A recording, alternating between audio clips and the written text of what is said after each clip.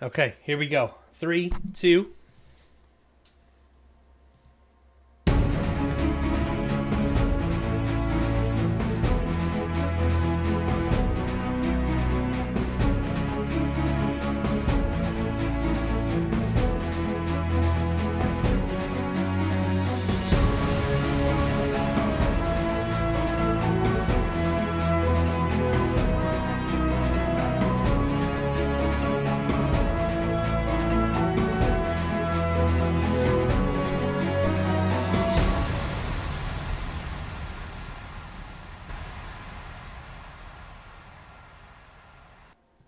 Ladies and gentlemen, boys and girls, welcome to Voices of Agora.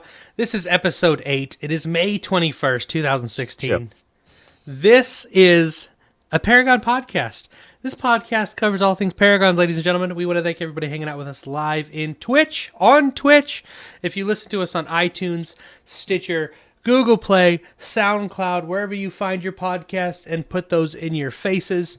Thank you guys for doing that. We truly appreciate it. I am your host, Another Notch, but I'm not alone, guys. I'm joined by my very handsome, super talented co-host, Shane Goocher. How are you, Gooch? I'm good, man. I spent all day out in the Florida heat helping my brother-in-law with some projects outside of the house, and I'm pretty sure I sweated a good liter or two. That's not a thing. Metric system is It's not great. a thing. He didn't Metric sweat at system is anything. great. Was it fun? I hate yard work. I loved it, man. It was good. Yeah. Got outside, got a little vitamin D, as I like to say, getting the D. Going outside and getting vitamin D. It's a good time, man. It was a good time. Doesn't mean what you think that means, Gooch. That's not what that means. A vitamin D is crucial Yes. to. But Yes. thank you, Bright. When you get the D, it's totally something different. It's totally something different. But guys, I just call it going out and getting the D. Spend time in the sun. Going to the beach. we'll Going have to the to- beach to get the D. I don't know what's. I'll have to talk to you about vitamin this. D, yeah. I'll have to talk to you about this off Is stream. there like some just got a- double tundra that we're messing with He's here? getting I a don't face get it. full of the Am I D, missing- ladies and gentlemen. Am I missing a social cue? I don't know. Yeah. Gooch, we're not alone though. We are joined today by a YouTuber. He makes fantastic guides on Paragon guides on YouTube. Ladies and gentlemen, joining us today is Briddick HD. Briddick, welcome to Voices of Agora. How are you, my friend? I am great. I am so happy to be here right now. We are happy that you're happy. This must be such a huge honor for you to be with the Gooch and I. Oh yeah, I'm just kissing the What's feet. that? I'm honored to be with us, aren't you? Yes, No. I'm kissing the ring as we speak. Good man, good man. No, man, we're very excited to have you on board. I've actually, before we got in contact with each other, I actually watched your Destiny videos. Oh really? Yes, I was a huge Destiny nerd, and I watched a lot of your Destiny videos. So when you reached out, I was like, I know this guy. Isn't Oh, that wow. the band Beyonce came from? That is, yes. Yeah. Okay. Yep. That Destiny. Made videos on that. He did. He has this amazing video about pay your bills. He does a full breakdown of dance moves. Right. It's absolutely fantastic. That's right. Didn't Destiny's Child make a song that was a tribute to Breaking Bad called "Say My Name"? Yes. Yeah, they did. That's Yeah, right. Okay. yeah. But Briddick, thanks for being on the show. Tell us a little bit about yourself. We're going to go into like a much deeper community spotlight here in a minute, but tell us about yourself and why Paragon? Why'd you move over to Paragon? Okay, so my name is Bright. I'm 19 years old. I'm a college student. I like long walks on the beach. Oh. And I just So the reason I went into Paragon, I've been doing YouTube for a while, for 3.5 years. Yeah. And the reason I went into Paragon is because I haven't had much previous MOBA experience. I've only played League of Legends for like a month, and that was like a year ago, and then that's about it. And I saw somebody streaming Paragon. I actually saw one of my favorite Counter-Strike streamers, because I'm a big first-person shooter guy. Saw one of my favorite Counter-Strike streamers streaming Paragon, and I'm like, what is this game? This looks awesome. And he played a game as Gideon, actually, who we're going to be talking about today. And he looked amazing, and I was just like, yo, the graphics are great. The team fights are intense. Everything is crazy. I need to check this game out. So I did a bit more research. I'm like, oh, this game's a MOBA. Okay, like League. So I checked it out, and I was like, okay, let me try this out. Let me get it. So I dropped the $20. I'm a PlayStation 4 player, by the way. All right. Oh man, well this interview is over. No, I'm just kidding. I'm just kidding. PlayStation Nation represent. But yeah, I dropped my $20 in the PlayStation Store and picked it up, and I just fell in love with it. It's got the aspects of a shooter, kind of like it really reminds me a lot of Gears of War, which is actually Epic worked on the very first Gears of War, I'm pretty sure. Yep. Before they sold it to Microsoft or sold to someone. Microsoft. Yeah. So I really got that feel off of it, and I'm a really big shooter guy, and I really like that. Plus, I just love the mind games. I love the meta. I love the strategy. I love all the little things you got to keep track of, and I think it really rewards smart players a lot more than your typical like FPS like Call of Duty. Yeah. No offense. I used to play Call of Duty semi-professionally in tournaments and all that. It is a really smart game in itself, but MOBAs have another level when it comes to map and rotations and everything. It's A deeper layer. Yeah. Yeah. So you've been doing YouTube, which you know what? Well, I'll hold that off because I was going to get into the interview already, but we'll do the community spotlight in a minute. But Riddick, again, thank you so much for being on. What we're going to do right now, guys, is we're going to jump into the news section. This is kind of a slow news week. I'm going to get Gooch's and Riddick's take on the news week. Up first is the Epic came out with another update number 2, if you will, on the AFKers and leavers problem. Now, this is a terrible issue that is still just running rampant in the game right now. People are just leaving games. It happened to me last night 3 times out of the 14 games I played, but Epic's not messing around. First offense is a 1 to 3. No, not at all. 1 to 3 day ban. Second offense, F you, get out of here. They will ban you permanently if they need to, which I think is fantastic. Gooch, we're going to start with you. I know you and I play together a lot. When we're not playing together, is this an issue you see a lot of? A lot, no, but it certainly isn't uncommon. Right. If being AFK was a item in World of Warcraft, it probably would be an uncommon item. It happens a little bit more than it should. Right. And I'm very glad that not only is Epic being transparent about it, every time I mention something about Epic, the word transparent always seems to coincide with it, which is one of the reasons why I think Epic's doing such a great job. Yeah. Is because they've been so transparent about these things. They've been they've been communicating better than any game dev I've ever seen when it comes to these subjects that are like, there's a certain list of things that when someone goes into a new online competitive game, whatever genre it is, first-person shooter, mobile, RTS, whatever, there's a list of concerns that everyone has, right? The rank system, making sure there's a good rank system, making sure there's good matchmaking, making sure that there's certain infrastructure there, so on and so forth. This right here is on that list of things that people always want to know exists in the game, and that is punishing your toxic players, your negative players, whatever. Yeah. And Epic, I think, not only are they doing a great job of communicating and being very open about it and showing their intentions, and not only their intentions, but the road to get to where they want to get to. Right. They're backing this up with not only, hey, yes, we're working on it. It's more than that. It's we're working on it, and this is when we do get there. This is what it's going to be. Yeah. So yeah, And I love that. And they have they're saying. I mean, they are. I mean, you got a second chance to AFK, but cheating, and I'm all about that. Just like VAC bans and stuff like that, and Counter Strike. The Steam Valve route. You're done later, and I love it. I think that's the best approach. I myself have very little tolerance for it. I like that they're not going overboard with AFK, because sometimes there are times, right, where you're in the middle of a game and something happens and you have to get up. Right. Like, a gaming is not so important that if one of your family members or some other emergency that is a priority, there are things that are more important than the game you're playing. So that happens. Right. But when you're the guy that does it all the time, exactly, that's when it's a problem. Yeah. Now, Briddick, I don't play. I play on the PS4 sometimes. Most of the time when I'm streaming, most of my Paragon gameplay is on the PC. Is AFKers a major problem on PlayStation 4? Is it something you run into a lot, or is it something that is not so common? I like to say whenever I have an AFK person, it's somebody on the PlayStation 4.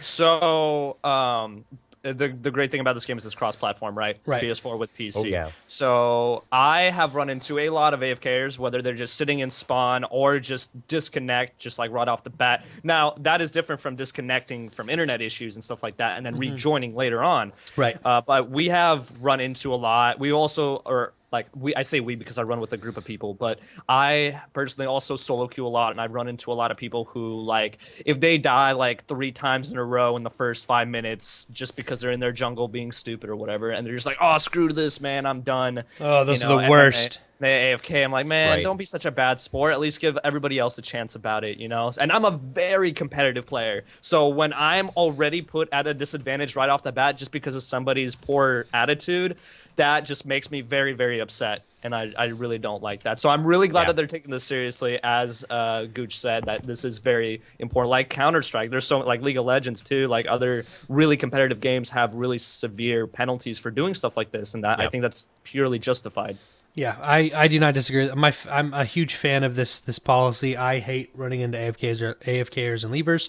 It happened multiple times last night. But for me personally, I'm the ban thing is absolutely fantastic. You don't get a makeup. You don't get a second chance. If you're caught, the first time you're caught, it's a permanent ban. You're not yeah. coming back. Later. Unless you start a secondary account. The game is free to play. We've already had one incident of someone cheating. They were using an aimbot. They got banned. They came back. They're using a second account, and now they're bragging about using their aimbot on the new account and have been banned. IP ban. Yeah, eventually we'll see that. But I'm just glad Epic is taking a big stand on this. Well, Can I interject? It's your From show a business too. standpoint, banning someone and making them give you more money. I'm just saying. Right. I mean, but the guy that's cheating and being banned all the time is not spending money. I don't think. Oh, really? Yeah, I don't think he's Okay. buying boosts. IP And he's, Yeah. he's Yeah. not buying Social, boosts. and- social security number ban. Just done. Oh wow. You'll never use the internet again, buddy. Exactly. But that's not the only news we have this week, guys. The hero race for Grimm. The way it worked this time, it was the second time we've done a hero race. The first 10 community members to hit level 10 within a week from Tuesday to Tuesday would unlock 15k rep for the community, an additional 10k rep for themselves.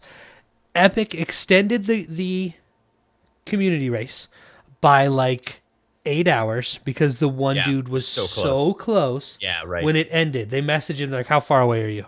Could you do it within this time frame?" And he was like, "Yeah." So they extended it. So we got our 10 community members. The first place was Savicus, Saevicus, Savicus.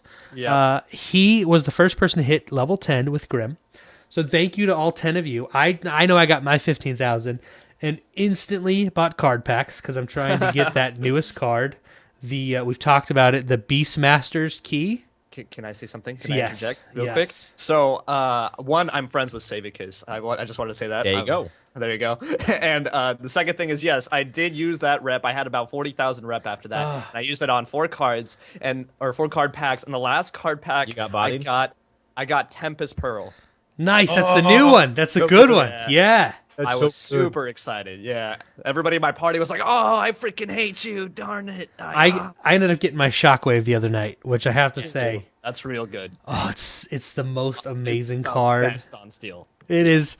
No, there's nothing like landing that stun and then throwing everybody back in the air again, and they're just like, "God dang it, we're dead." Oh, I love it so And much. then you shield push the Muriel or the Murdoch, and it's Yes, GG. it's so good. Gooch, did you buy card packs, or have you? I know you've been playing I Civ got 5. nothing, but I got sucked into Civ 5 or another, man. Lay off. No, I got nothing but all my card because I've been banking card experience for this patch, and I got nothing. Dupes? I didn't Just get dupe it was central? Literally nothing but dupes. I got 2 Necro Veils back to back. Nice, and you I don't was need like, those. Awesome. I cannot wait for the crafting Radiant system. No, we'll go into that later. We'll get into that later. But that's not even like the most important news this week. So another little thing before we move on to the biggest news story ever. The 25th, the 26th through the 30th, it is a free beta weekend. We won't be getting our double experience like we got last time.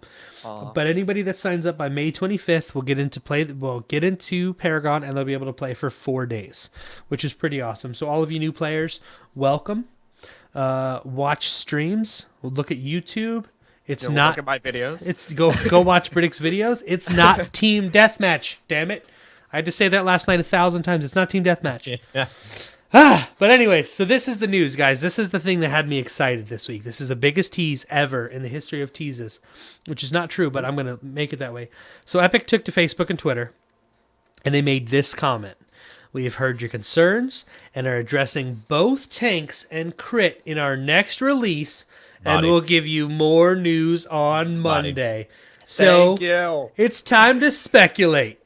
Britick, what is Epic going to do? Give me your Okay. speculations. What do you think they're going to do? So I think so. Let's start with crit because that is definitely a big problem right now. Well, I don't know. Some people, if you're a main ranger, you love it. For me, as a tank, I hate it. But Yes. I think it is something though that needs to be addressed because it does disrupt the late game a lot, where rangers can just 2-3 shot anybody and pretty Hello. much casters, like other casters, like Gideon, for example, who we're going to talk about later, fall off a lot late game, and it's just it's not fair. Like somebody has a favorite and they can't use that hero because it's just unbalanced at the moment. But what I think speculation wise, what I think they might do is what I thought is they need to have some sort of cap, whether it's a soft cap or a hard cap at some point to reduce it. At first, honestly, I thought I heard when I first started the game, I thought I heard from somewhere that there was a soft cap at 40% crit. I don't think that's the case. That's though. cooldown reduction. Cooldown It's reduction cooldown is the reduction. 40%. Yes. 40%. Yeah. So if Correct. they have a soft cap of maybe 40% is too low, maybe 50% or 60%, something, because I see builds that have 80%, 90% crit, which is absolutely ridiculous, especially with the 50% crit bonus that you can get from Yes. items. And it is pretty insane. So having some sort of cap will still make crit useful with rangers and anybody else who implements them like Feng Mao, but at the same time, it won't make it so overpowered where you're hitting a crit every single shot. Yeah. And I think that's the most important thing. As for tanks, I personally believe, as a steel main, I always go toe-to-toe with rampages.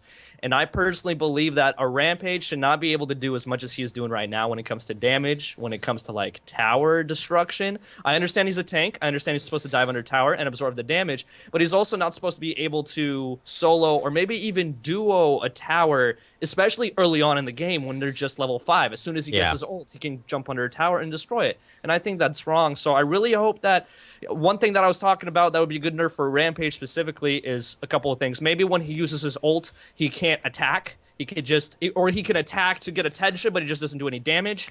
Or also with Or Prime, to prevent the whole leaping it in from across the map thing, he drops Or Prime when he goes ultimate form, like Muriel did with her ultimate.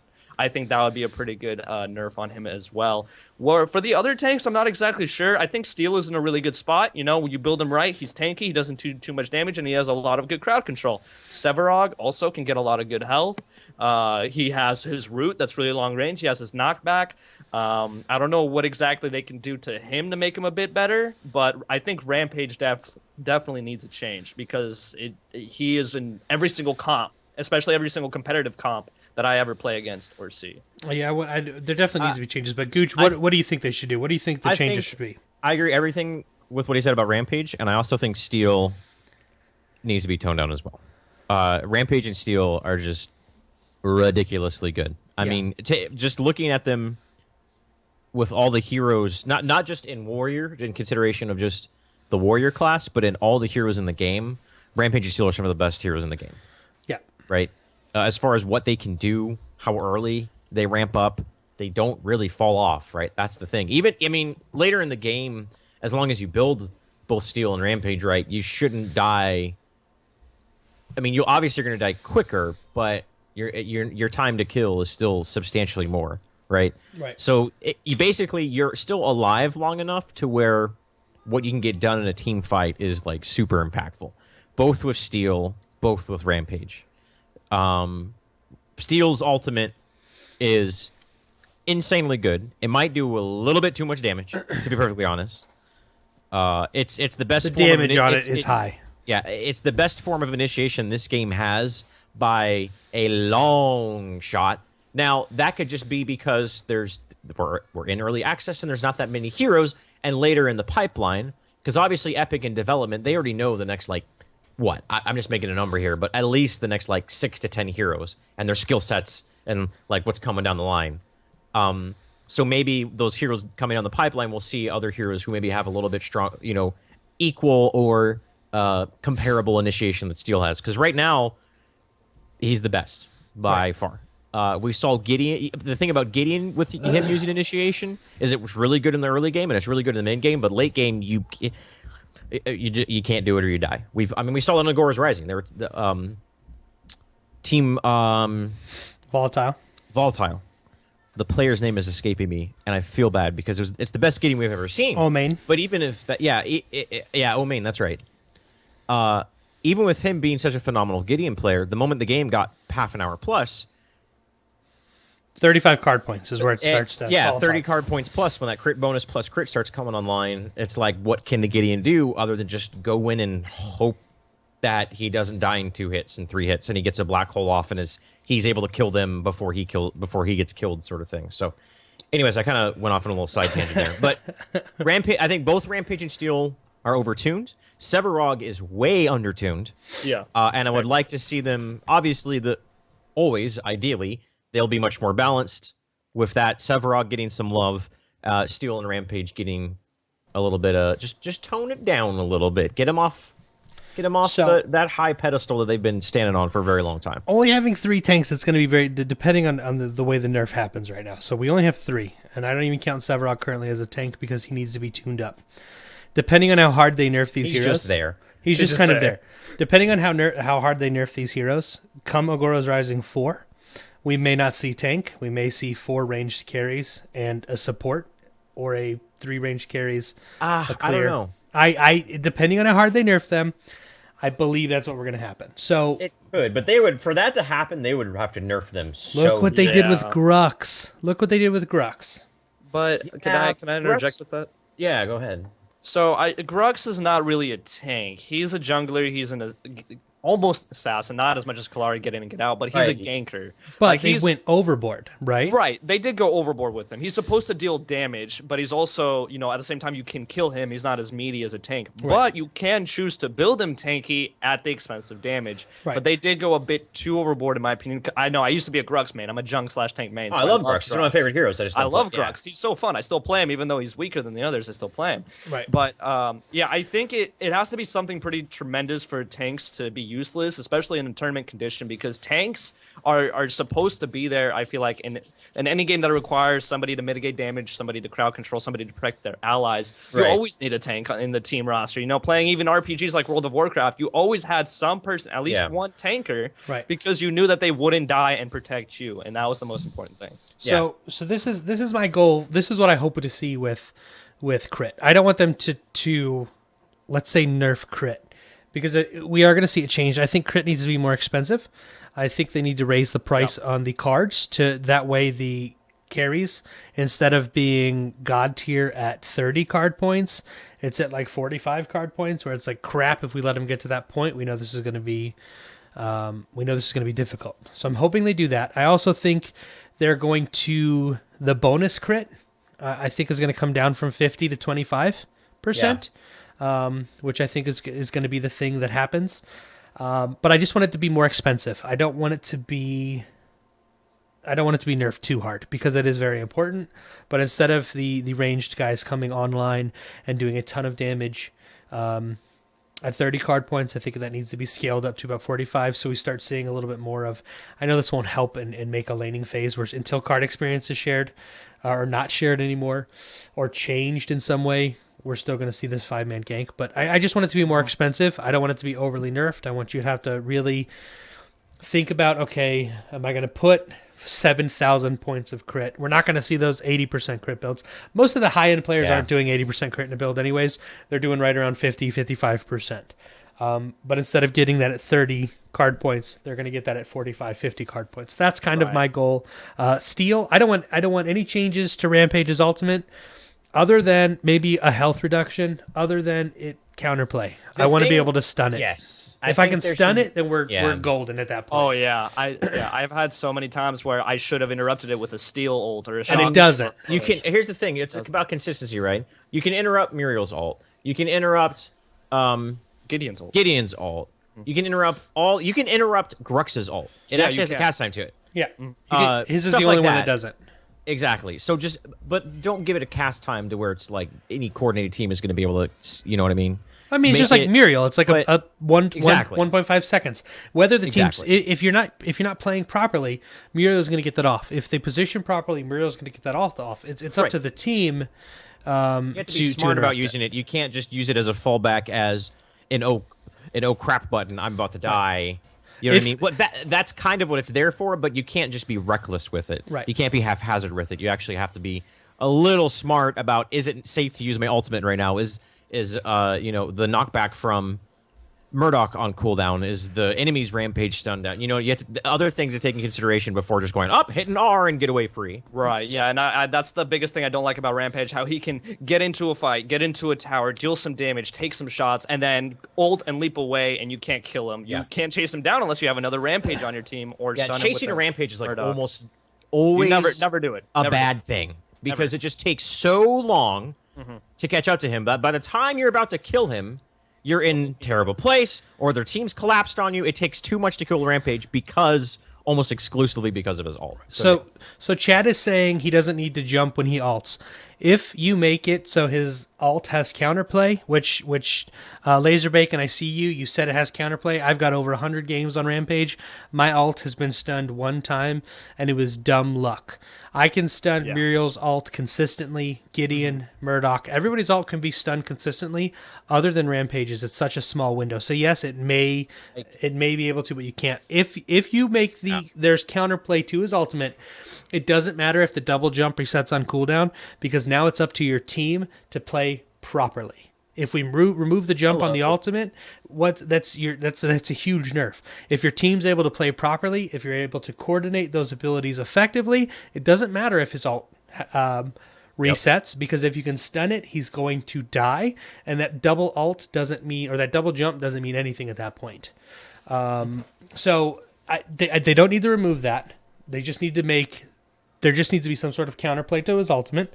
He definitely needs a little bit of the health scaling could change a little bit. In the jungle, he's kind of god tier, especially if you put life regen on him. He's kind of god tier. But overall, I think Steel, the damage on his ultimate needs to be changed. They need to make the ultimate stunnable, counterable, and they need to make crit more expensive. So that's kind of what I hope, and we'll see Monday. Epic's done a really good job with their blog post, so we'll see Monday what they decide to do there. I agree. You don't want to nerf him to the point where nobody wants to use him anymore, but at the same time, you want to make him balanced. Exactly. There's a middle ground. And he can't jump with the friggin' Orb Prime. If he can he can't jump. No. I'm going full Lewis Black with the fingers here. No. Can't jump with the Orb Prime. Steel can ult with it, but guess what? It says ult. He doesn't have two of them, and he can't leap a full football field. I was saying that just have him drop the orb when he goes ultimate. No. And that would fix it, so that he still has his lead. I don't know. I don't think he should leap at all. He Counterplay. should be able to ult. He should be able to ult with it, maybe, but as long as the ult has a stun to it, but he shouldn't be able to jump with it. I think it's ridiculous. There's a middle ground there. You guys don't know what you're talking about. I'm just going to throw that out there. Okay. He should still be able to jump with it. There needs to be counterplay. We just need counterplay. That's all we need. What's the counterplay to a hero that can jump longer than any range of any ability other than maybe like Devastating Blast? Positioning. And but in order to preemptively position yourself for a rampage that's about to turn it in, you have to position yourself in a very awkward place. Catch his dumbass in the jungle, and then when he tries to leap, he can't do anything, and then you stun him. Then you can't. Then he's just going to jump away. Then no. Well, then they don't get the Orb Prime turned in. Problem solved. Counterplay, bro. I don't. You stop it right now. But then you just. I mean, first off, the rampage shouldn't be in the jungle by himself. First and foremost. Why not? Because if you're carrying the Orb Prime, they can see you. Yeah, right? Rampage though. I can leap and roar. If you have the Orb Prime and you are running towards their jungle by yourself, you are making a mistake.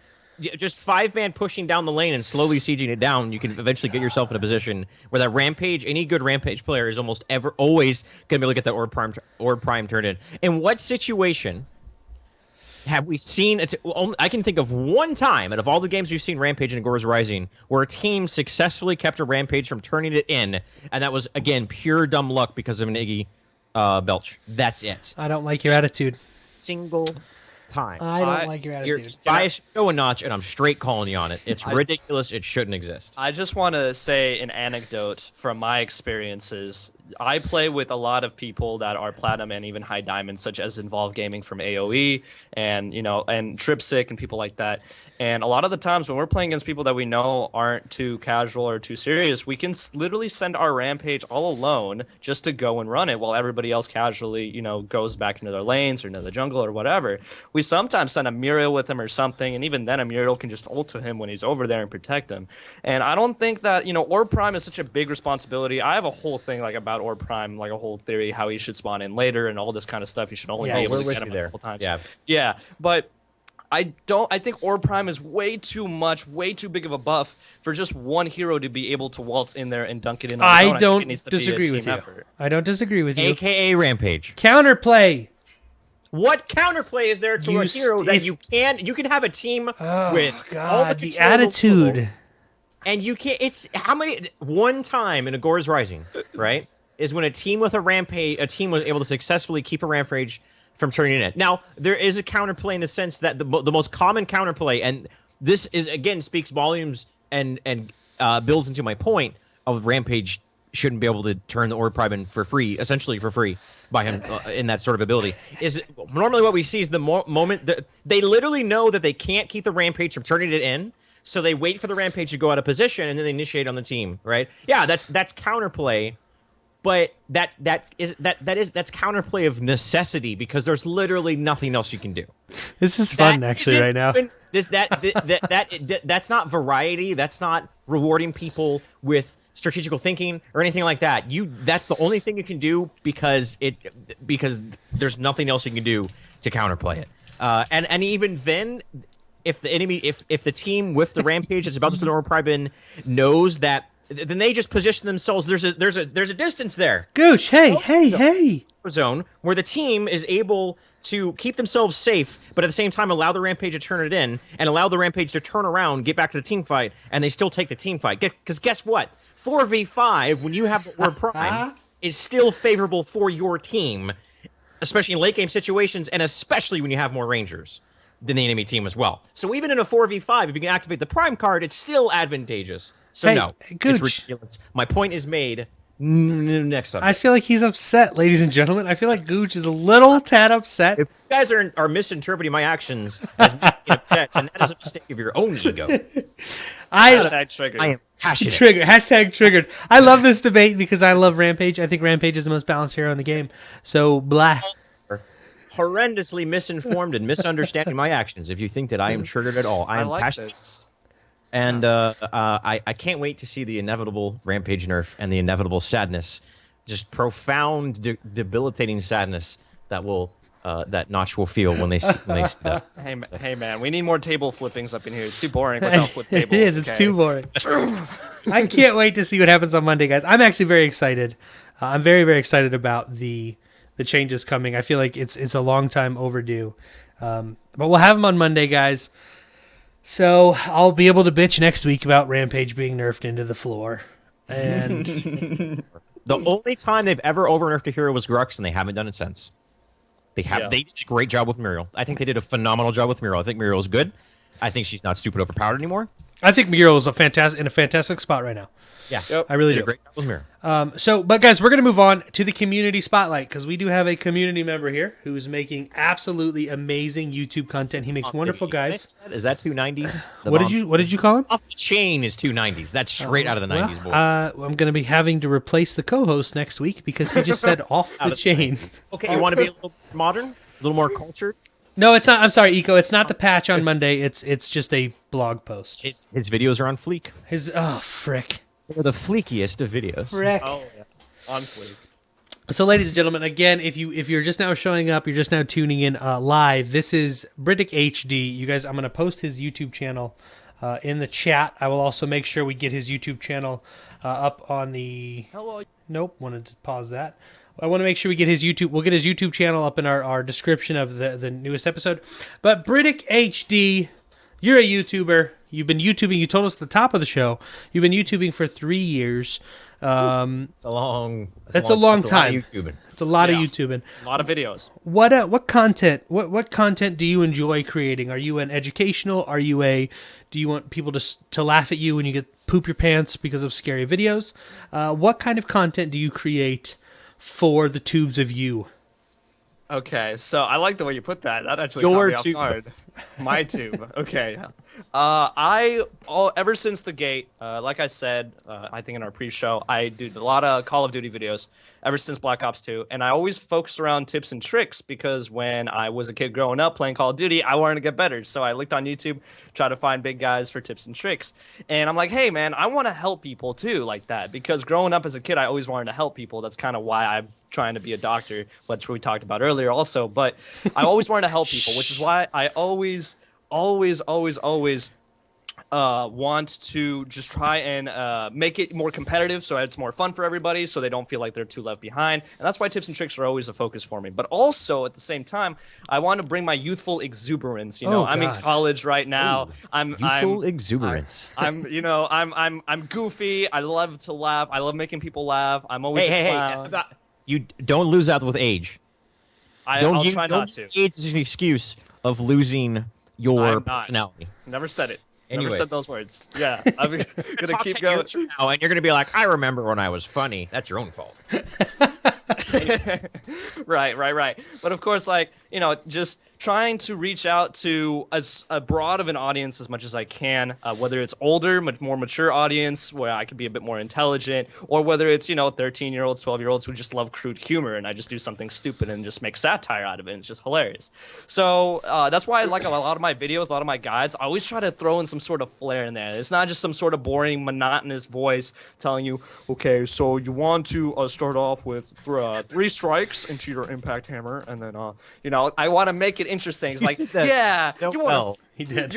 That You was wanna- like that was friggin' like you hit the nail on the head right there with that like just. Hey, I'm a freshman student in college, and I like Stop! like he nailed it. He absolutely nailed Stop! it. Hashtag positivity, ass hats. I'm being positive. No, I am being positive. There's nothing but positivity out here. So I just, you know, wanna add more flair to it. It's like, yeah, all right. So you want this impact hammer because then you'll be totally, you know, ripping ass or whatever. Like just do Yo, rip all the ass with his impact hammer. it. Yeah. So I want to play that hero. turned it into a. It's a new hero. Turned That it into he- an Ultimate. It's Ultimate is ripping ass. After a short duration. it's the other. It's the converse of GTFO. It's the converse of flame belch. it applies. After a short duration and an escape, character rip ass violently. It applies bleeding. Ah! It applies a bleed to anybody in range. You were No, it silences them. you're It's silenced. You're silenced and stunned. There's no, I just realized there's no silences in the game. Oh, There's there's not. no. Oh, Not okay. yet. Not yet. I Not think yet. there will- Not until rip ass comes. Hashtag rip ass, ladies and gentlemen. Hashtag rip ass. There you go. Get it trending. So I've watched, like I said, I watched a lot of your Destiny videos because I was a huge Destiny fan. I still am a huge Destiny fan. But Paragon is nothing like a first-person shooter. It's more of Gears of War. We talked about that a little bit. It's more Gears of War style. But in this particular game, what is your favorite, or who is your favorite hero right now? Who, when you log in, if you're having a rough day and you just want to win a game, who's the hero you decide to pick up and play? So if I'm having a rough day, you know, I sing a sad song, and then I go and into the hero selection menu. And if I'm playing with my team, with people I know that I rely on, at least one ADC that's really good that I know, I love going with Steel.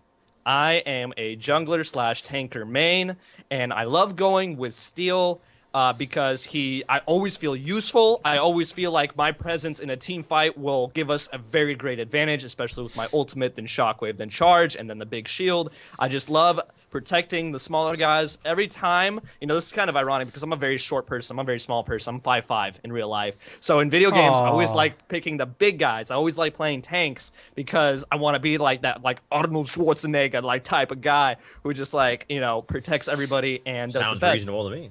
Right? And you know, I always feel like even when I play Call of Duty, even when I play first-person shooters, I was pretty above average, but I was never like the all-star. I was never the person who you would expect to drop more kills in a competitive game than somebody else. So I'd always tried my best to be a support role, even in FPSs, which you can be. And also, you know, that just carried over into Paragon itself. So you asked me also earlier why Paragon, because it's so different. I just love the mind games on it. I just love the timing aspect of it. I love how much coordination is involved. How you're actually supposed to be a good team. Every single person Right. needs to be doing their job in order to successfully win. You can't like put somebody on your back like you can in a first-person shooter and win a game of TDM. You can't do it. You have to play together and you have to coordinate together, go with objectives together, and just it's great. It's bonding. It's fun. It's intense, and it also gets you thinking. It gets your brain going too. It's not pointless at all. You know, you got to be thinking about everything all the time. And with that being said, to the point you've said about how it's a team-oriented game, it's not. It still is open enough for individual play that you, as an individual, still feel impactful. There's a balance there, right? And we'll just use this example because I think this is the best example. For those of you who've played Heroes of the Storm, Heroes of the Storm went a little, maybe not overboard, but there's definitely the influence you feel is on your individual plays compared to Paragon or other MOBAs, specifically like your Dota 2 and League, right? There's times where it's almost demoralizing, where you can play the best game of your life, but if just one person isn't playing up to snuff, you lose the game because everything rides on. Everyone has to be playing. There's a balance there between awarding individual play, but at the same time having an emphasis on team-based play. And I think Paragon has it down pretty well to a good, happy middle ground. So, Bridick, as you ventured into Paragon, as you ventured into the community and creating content for this game, what are your hopes? Like, what do you want to see happen with Paragon? I know we've seen some amazing blog posts from these guys, but like, what are some things that are not in the game yet that you're looking for? What would you like to see this game do in the future? So, I mean, besides the jungle textures, which I'm sure they're going to do anyway. One day, who knows? I was actually 6 months from now, we're all going to be like nostalgic about, remember those jungle textures. Remember the alpha what- content? Yeah. remember when Or Prime was a gummy bear and now he's like a dragon or something. He'll always I'm be. excited to see what they do with that. Man. So a better assassin, as you guys have talked before, like previous episodes, better assassin, or at least make Kalari better, you know, stuff like that. One day. One day we can just hope. But honestly, you know, ever since watching my very first gameplay, like I said, from a Twitch streamer of so short term, I'm just gonna start off with the next hero. I hope it's a support. I think this game needs at least another support hero, maybe a healer, you know, to balance out a shielder, to balance out a stunner. I don't know exactly. I'm not the best at character design, but I think that'd be cool. Also, a better assassin. As you guys have talked before, like previous episodes, better assassin, or at least make Kalari better, you know, stuff like that. One day. One day we can just hope. But honestly, you know, ever since watching my very first gameplay, like I said, from a Twitch streamer of Paragon when it was still enclosed, like you couldn't even buy a Founders Pack yet.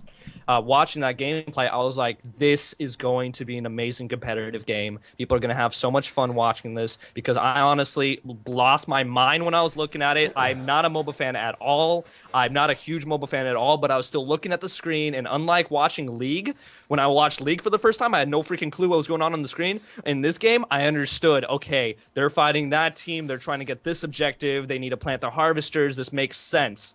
And that is what I love about it, and I think it's that really good, like, entry-level MOBA. It also, you know, has really great dynamics of a third-person shooter because it also has verticality, Yeah. which is very, very, very I important. love You know, that word. I love it Such a too. good I didn't even know it I didn't know that word existed until I heard it. I'm like, that's a word?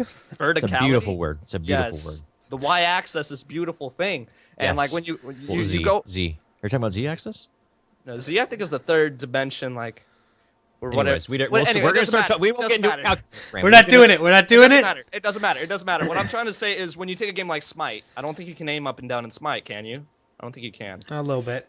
But Un poquito. Jump. it's just great, yeah, because you have elements like Kalari's backflip or Rampage's leap or Steel's ultimate, which get you verticality in up into certain places instead of using a ladder or something weird, and that's it. And that adds so much flavor to it. And I think this could be an amazing competitive game. And I think in the future, even by the end of the year, we can see some pretty crazy tournaments. Like you guys are literally like opening the door. You guys are the pioneers to this, making Agora Rising tournaments. I have a really a large amount of respect for you guys, like without kissing ass, without anything. Like honestly, a lot of respect because you guys are taking on a really big venture here. You guys are starting prize pools, starting tournaments like this. I think Shane was talking about an open tourney, right? Like on one of your episodes. Yeah. And it's just amazing because this is going to open the door into bigger things. Maybe like one day MLG will pick it up, or even ESL. You know, it could be on the same level as League or CSGO, or even bigger in stadiums, people watching it. And then right now it's just, you know, two guys on Skype commentating an online tournament. It can go really, really, really far. Yeah. And I really believe it will. I really think it will. Let's hope so. Right, Gooch? Let's hope so. I mean, being selfless, the game deserves it. The Epic has done such a phenomenal job, which I mean, I say it all the time, and it might be a little over, like, you know, beating the horse in the ground sort of thing, but it's the truth, man. I've never seen a game dev do so well when it comes to being transparent and open with their community, and not only just responding to the needs and the wants. And I mean, if this was a relationship, I already put a ring on it. That's how good it's been going. Oh yeah. So I think, I mean, obviously, not just, and I want to see the game be successful because we're putting a lot into it. Whatnot, not gonna lie. But at the same time, I think this Epic has been doing such a good job that they deserve the success. They deserve a resounding success. Yeah. With this game, man. So I'm gonna ask one more question, Brett. We're gonna end it on this with this community spotlight. I want you to give me, and you already said you were bad at it, so that's why I'm doing it. Right. That's how you build a character. I want you to build me a character. The next character? Let's talk about the next character. Okay, the next character. The next character, he can't have rip ass as an ultimate. We've already trademarked designed that. We've already trademarked. That's mine. We've already got the copyright on it. So Voices of Agora now owns that. Intellectual property, boys. What is like your dream? It doesn't. You don't even have to give me a kit, but what is like your dream hero in the game? What is something that when you see, it has to come to the game and it would just blow your mind?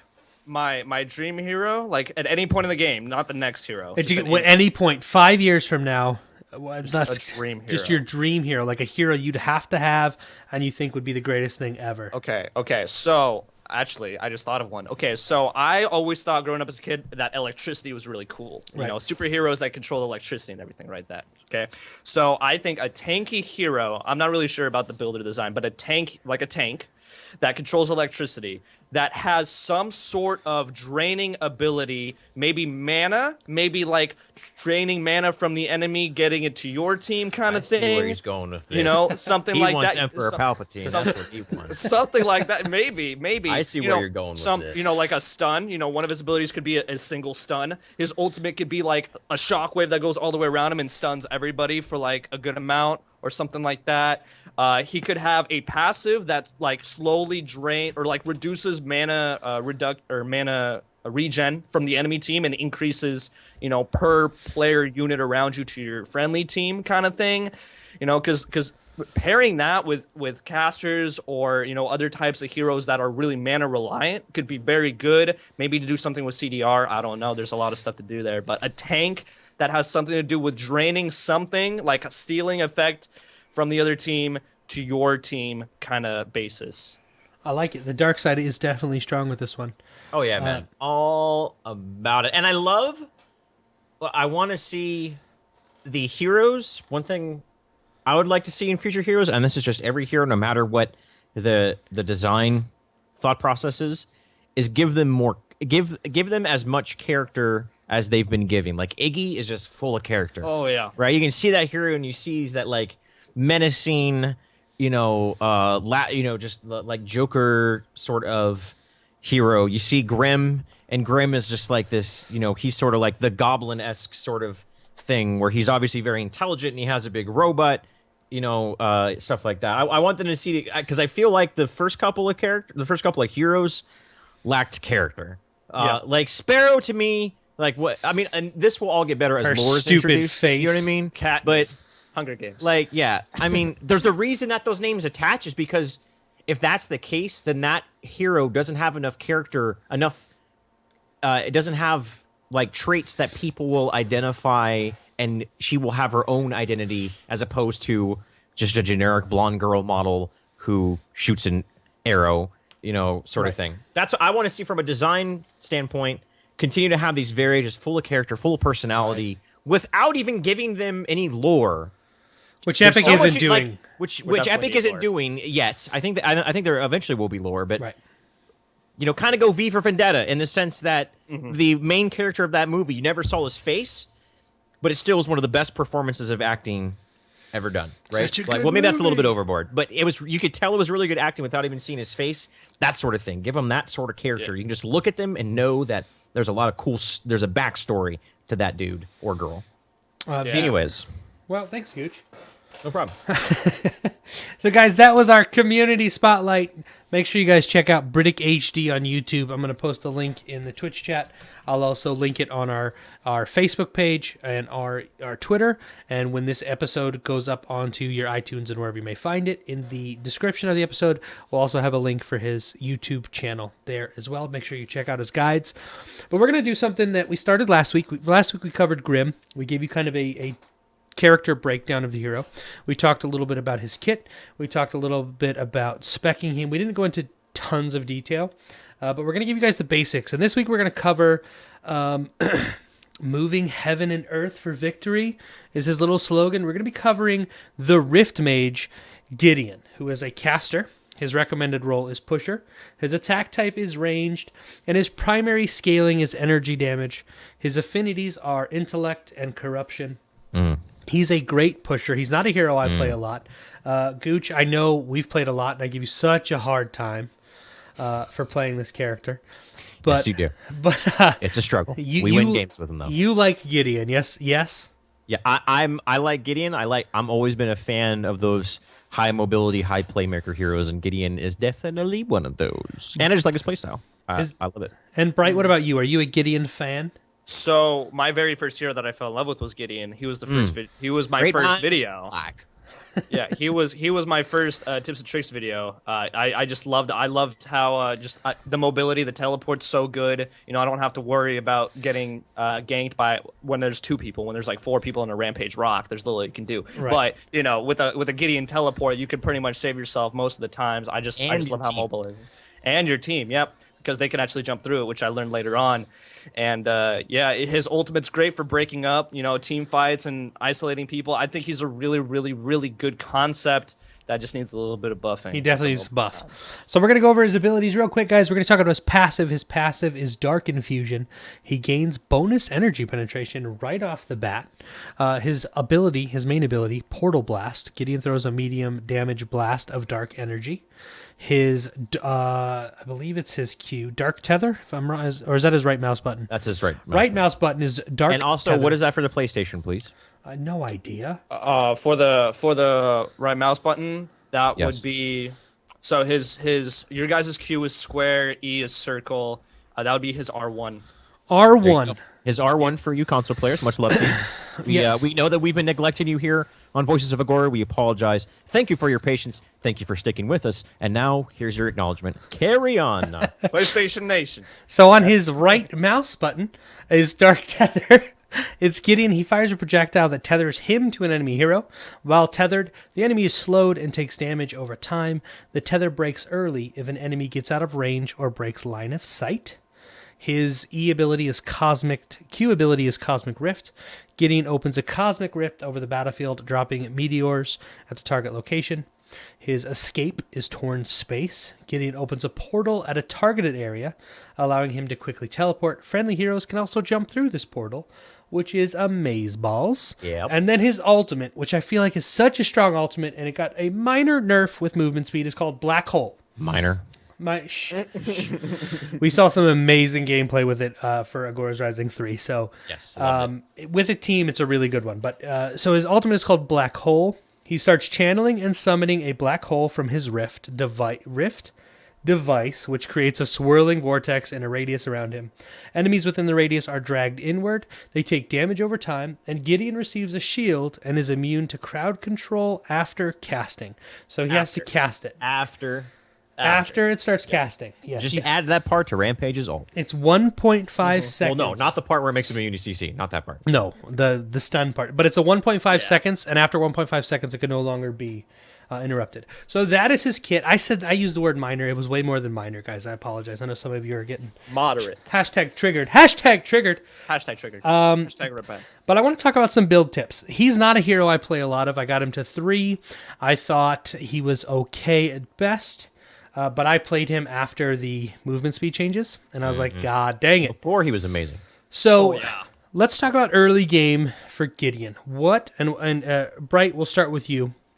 What are some of the strengths of Gideon early game? So early game, he is a great pusher. He's also a great what's it called? I like to call him pokers. Harasser. There we go. Harasser. Yeah, he's great with his Q for you guys on PC, Square on PS4 with his Cosmic Rift. Really, really, really good for clearing lanes early game. Also really good for pushing up farther because I think it has a farther range than his basic attack does. Really good for hitting people under towers. I used to catch people all the time when I played him before the nerf. When I used to play Gideon a lot, is they'd be behind their tower and they'd be like, "Oh, I'm safe. You can't hit me with your basic." And then I just take one step in the ring, throw it out, take a step out, and they're dead. So it's really, really good. I think he's at this moment in time, he's the best early game, to be honest, with the way you play with him. Mid game, he's still kind of all right. Late game, he's just not even there. But early game, he's super, super good. And even for ganking, I used to gank a lot with Gideon when I played with him because I'd always be in the middle lane, so I can go left or right, whichever way I want, same distance traveled, and come behind him, throw a tether, throw your Cosmic Rift, couple basic attacks, and they're donezo if you have them pushing up on them at the same time. So I think he's really, really good early game before people start getting the resistance, before people start over damaging him. But as soon as Rangers at 9 CP, 12 CP finish up their first equipment item, then he starts losing those fights way more and more often, and that's understandable because he's a caster. He's not supposed to go toe to toe with the Ranger. He's supposed to be able to pushing lanes, but at the same time, he should be able to still deal some sort of damage without having to die. Right. So we talked early game a little bit. Gooch, give us some tips on build. What kind of cards really benefit this hero? So obviously, first and foremost, energy damage. That's his main source of damage. So that energy damage, and then after guys, that's how we do it, guys. Energy damage. Then there's other ways you can build him. I mean, we've seen different Gideon builds. You can go supporty in the sense that he goes like utility, where he goes with wards and keys, Sork ward, things like that. Yeah, source words, which is I almost always get that on him. That sort of thing. You can go more just outright damage. You can go kind of pushy-esque, where not really tanky, but like mana regen, like early mana regen, not too hard, but maybe a little, if you can build a little bit of mana regen early on as an item number 1, or just mana regen, or just increased mana. Stuff like that. There's a lot of different ways you can build him when it comes to his secondary stats on his items, which is really, really cool. Which is one of the reasons why I like him so much, is because you can look at a team and go, they have X, Y, and Z. Now I'm going to build A, B, C. Right. With Rangers, it doesn't matter. You're going to build them the same way. Right. Same with supports. I think that's the thing about casters in this game. Even though overall they're very, very weak when compared to warrior supports and Rangers, they have the most room for variety in the way you can build them than the other heroes. If you can do a cooldown reduction build sort of thing, you know what I mean? Like there's many different ways that you can build them at the same time, still being efficient. But mostly priority on energy damage. If your team doesn't have a support, I would say pick up a ward of some kind that has energy damage. If you have this sorcerer's wards, get that because it's amazing. And then just kind of build from there. Do you want to get penetration? You can get what's that? The scroll. The name is escaping Shadow me. Scroll. Shadow Scroll. Shadow Scrolls are really good on him. Gives them extra energy penetration. You can build tanky with a Staff of Adamant. With health, you can do cooldown reduction, Pendulum Allure, stuff like that. But first 2 items should probably be energy plus whatever utility you want to go with. Right. The way I usually build them, which you can actually see in more detail in my videos, shameless plug there, the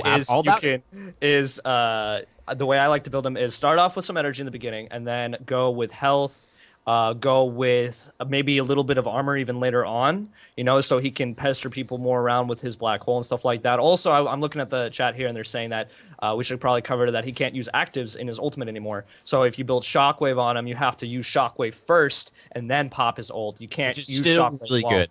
It's still really, really good. Yeah. It still If works you really have well. Shockwave, you should probably get it on Gideon. But before it was like Tainted Magic, Shockwave, Barrier of Will. You could Rift in, you could Cosmic Teleport in, and then you could use his Black Hole, and then you could pop those abilities while everybody was there. So you'd stun everybody. So now they've made it to where again it's a little bit of counterplay. You have to use these abilities properly. You have to be able to use an activatable card, then pop your ultimate. It's a lot of timing. So I mean, it was definitely a nerf that needed to happen.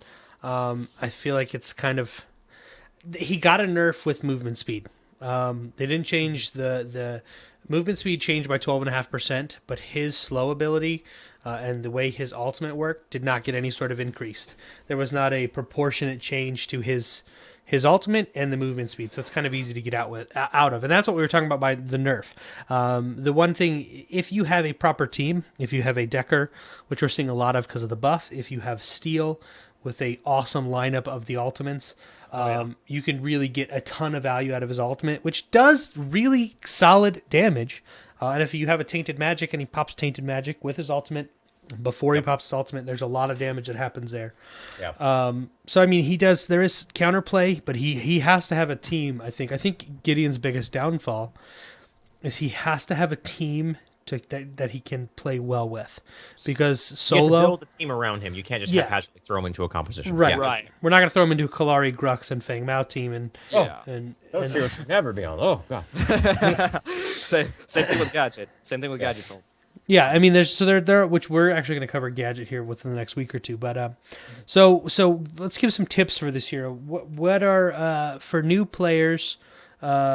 Briddick, we'll start with you. For new players, what are some things that they should do?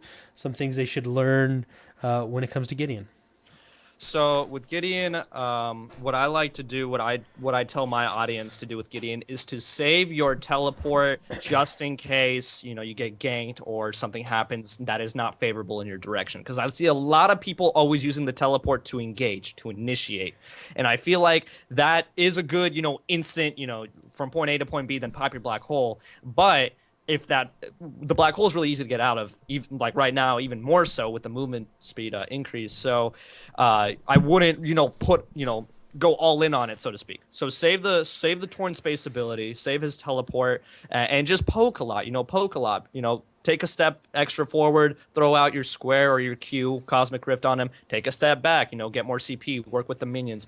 You can't be a ranger, you can't, 4 or 5 shot them, mid game, 2 shot them late game, or whatever it is you do as a ranger at whatever point in the game. You can't do that. He's a caster, he doesn't do that. He just, eventually over time does a good amount of damage. If he can't get the kill, then he makes some recalls. So I think the biggest thing with him is just knowing how to place yourself, how to position yourself to where you can reach your enemy, but your enemy can't reach you, and that's what Gideon's really good with. That's how Howitzer is played as well, but Right. we'll talk about him on a different time. People play Howitzer? Yeah, people do play Howitzer. Where? I know I have Where? a friend who has a Master Skin Howitzer. That is one dedicated. That's like when I see a Master Skin Kalari, I'm just like, what were you thinking? I just saw Master Skin Grux today. I'm good with Grux. Grux used to be God tier, but Yeah. So it's all about the range on this here. Gooch, what are some tips for like mid to late game? What do you think? So it's How to all play about him well?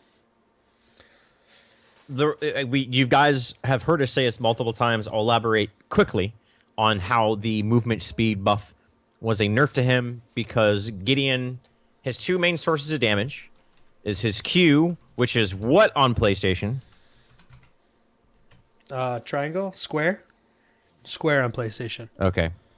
And his ultimate is his main source of damage. Those sources of damage are AoE abilities that both have some wind-up time. Any ability that has wind-up time and also shows a marker to the enemy team where it's going to happen allows them to move out of it. And when you increase the movement speed, it's an indirect nerf to those heroes who use that source of damage with a wind-up time and a notification to the enemy team that's going to happen. It's a nerf to them. So, going into my main point, prefacing that way, is when using your black hole, that is your big Like you can in the mid game and even in parts of the when you start getting maybe 20 to 30 minutes, 30 minutes afterwards not so much, but 20 even in 20 30 minutes, you can swing a team fight with a well-placed black hole. It's all about the timing and the placement of his black hole, okay? So there's two ways to look at how to approach a team fight. There is I have my rift, which allows me to jump forward into whatever position I want to be in within that radius, and then cast the black hole. That's really good in the early parts of the game because black hole gives you a shield. And the Rangers have not yet got to the point where they're just going to turn and kill you. So you can tank a little bit of damage. So you can use your rift offensively to get yourself in the prime position to use that black hole. The later the game goes, the less and less and less you want to rely on your rift to get you in a position for a black hole. Which obviously there's a direct relation to, well, any good team is going to see a Gideon and is always going to position accordingly. How am I supposed to set up good black holes if I'm not supposed to use my rift? And that's where that is what separates the good Gideons from the great Gideons. Because using your black hole in the late game, if you use your rift offensively to go forward, now the Rangers are doing huge amounts of damage. They're just going to turn and kill you, even with the shield that's associated with the black hole. Right. You're not going to be able to cancel your ult. You're not going to be able to recognize. You're not going to have the time to recognize that you're taking a lot of damage to cancel your ult and get away with your rift. Right. Or just walk away. You need to save your rift to get your black hole for the snare, or even if it's only 2 or 3 seconds to cause havoc in the team fight. Recognize that they've now switched to you because when you're using it, you kind of have a good vantage point on what's going on around you because your camera elevates a little bit so you can see a little bit more of what's going on. Most of the time, depends on where it's happening. And you're like, okay, now you need to cancel your ult and rift out. So the dynamic of how you have to play him from the mid game into the late game changes, which is, I think, really, really cool. Rangers, you just auto attack stuff, right? Warriors, you just initiate and you stuff stuff. Right. You do that. Same with all the casters. The dynamic of how you have to approach the game, the later it gets, changes. You can't do certain things you can do anymore. And that's the biggest thing to take in consideration when you're playing your Gideon from the mid to the late game, is knowing how to get in a good position to use your black hole without using your rift as a crutch. Right. Yeah. So one thing the chat wanted us to point out, and that it still blows my mind, people don't know this, is that the ultimates can be canceled. You can cancel your ult. So if you're in a situation where I'm not hitting anybody, don't wait for the ult to stop. You just cancel it and move on. You can do that with most ults, I believe. Every ult. Like Decker ult. You can do it with Decker's ult. Yeah. Decker's ult. There's very few. I'll just cancel the ult already so I can get out. You guys know how long 7 seconds is? Oh, stop Very it. long time. We've done this Very before. long We've done this time. before. So, I mean, any other tips, Bright? Any other tips? Any other thing you think new players need to know about this hero? Right. So, there's a really important thing concerning his ult, as somebody mentioned in the chat right now. Thank you, Venus Fallen. Shout out. Is that his ultimate is not. It has more pull the closer to the ground you are. So when I see a lot of people teleporting high up into the sky and then popping their ult in midair. Yes. While that's nice and lovely and dandy and all, it's like how gravity works. The farther away you are from something, the less pull it has on you. So, That's right. so it won't pull them into you so much when you're And that also high the up in the slower air. time goes. Anyways, Right. we won't get into relativity. Move on. Right. Yeah. We won't worry about that at this moment in time. But yeah. Moment in time. This Yeah, guy's got the let's see. relativity puns. Quit! Quit it! Okay. Quit it! So whenever you pop his ult, the best way to pop his ult, in my opinion, is to run up behind the enemy if you are able to, and pop it right behind them on the ground. So they, that's a good point. the first reaction that people think when they're getting hit by something, they don't know where it's coming from. We're gonna back up, right? Because we don't know where it is. But that'll back you straight up into you. So then they have to take that split second and be like, oh, I need to go the other way. But they're already in the middle of your black hole, so it's going to be even harder for them to get out. So, that's the best way to use his ultimate is boots on the ground, so to speak, and gank, like I said, behind them and get it. If you really can't, then just teleport, behind them, not above them, because also your teleport distance will go farther the more parallel it is to the ground than, if you try to aim it far upward, so you can get more behind them. Hashtag pro plays, boys. Hashtag math. Hashtag math. Hashtag pro plays. Relativity. Quit it.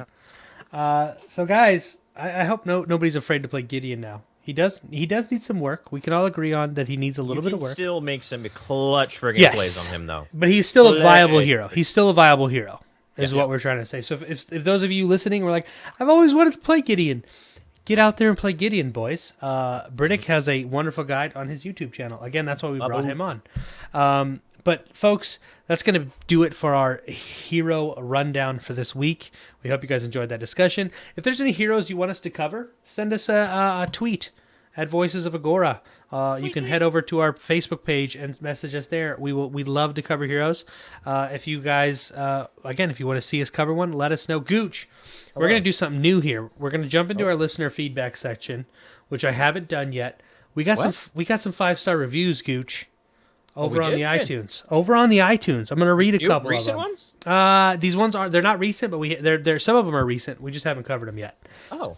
So I actually want to shout these guys out. Thank you guys for heading over to the iTunes page and reviewing these. The first one is by Hunter. It's a 5-star review, Gooch.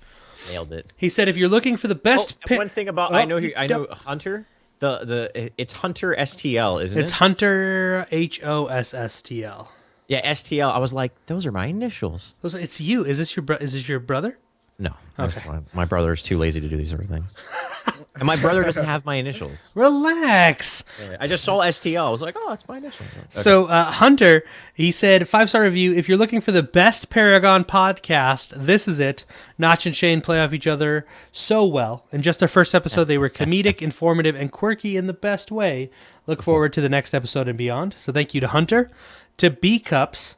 Thank you, Hunter. I prefer a C cup. What do you guys prefer? This B cups. Nope. We should probably stay away from that. Nope. Like a nice. I'm going to tell you anyways. So from B Cups, he said, I'm so excited you guys are doing a podcast on Paragon. I come from playing MOBAs like League and HOTS, and I listen to some of those pods, but recently got sucked into buying the Paragon Founders Pack, and I love it. Excited to hear what you guys think are some viable deck builds for some of the champs I play, Twin Blast and Grux, and hearing from guests you bring on. Keep them coming, guys. And the last one we're going to do today is from Stuart2590. You can. Do it. I have deck builds for both of those heroes. So There if you you're go. listening right now, you can check out my YouTube channel. Briddick, and again, we'll post that in the description. Stuart2590, another 5-star review. If you want an awesome podcast that gives you great info and advice from some awesome dudes, download this podcast. We're awesome dudes. You guys Too are. kind. I don't know, man. So thank you guys for doing that. If you guys want to, you guys can. We truly appreciate all of the feedback, especially on iTunes and whatnot. It helps us move up the search bar. And that's important for podcasters, really small important. podcasters. So please head over there, Thank you, iTunes, Stitcher, SoundCloud, Google Play, wherever you're listening to us. Leave us a review. If you want to get in touch with us on Facebook page is Voices of Agora. Our Twitter is at Voices of Agora. And our email, this is where it gets tricky, is agorasvoice@gmail.com. If you guys are creating... This is the hard part. This is the hard part. If you guys are creating awesome content like Briddick HD, get in contact with us. We'd love to talk to you guys. We'd love to have you on the show. If you're making awesome cinematics and whatnot, we'd love to get it in Agora's Rising, the tournament we run in our little video reel as well. But guys, that wraps up this episode of Voices of Agora. We want to thank all of you guys for tuning into this week's episode. If you want to leave us a comment, I already said this, head over to Facebook.com/Voices of Agora. You can follow us on Twitter at Voices of Agora. Email us at Agora's Voice. Gooch, tell these people where they can find you on the internet, my friend. I'm about to sneeze. Hold on. No, I'm not. I'm good. I'm in sneeze purgatory. I hate this. Okay. Should I Anyways, ask Briddick? Should I ask Briddick? Are you sure? We're good. Bless We're good. you. We're good. Gazoon tight. Thank you. Twitter.com/Shane Gucher.